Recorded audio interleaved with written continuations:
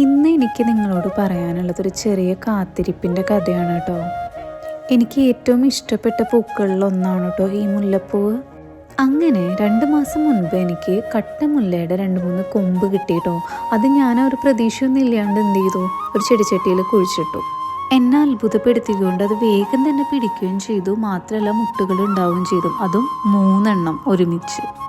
പിന്നെ അങ്ങോട്ട് കാത്തിരിപ്പിൻ്റെ നാളുകളായിരുന്നു കേട്ടോ. ഞാൻ ഇന്നും പോയി നോക്കും എത്രത്തോളം വലുതായി, വിരിയാറായോ എന്നൊക്കെ.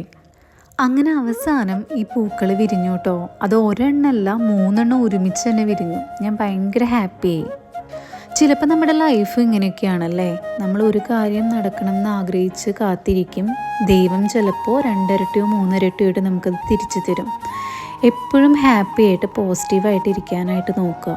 നിങ്ങൾക്കും ഉണ്ടോ എന്നെപ്പോലെ ഇങ്ങനത്തെ കുഞ്ഞു കുഞ്ഞു കാത്തിരിപ്പിൻ്റെ ഓർമ്മകളൊക്കെ? ഉണ്ടെങ്കിൽ ഷെയർ ചെയ്യണേ.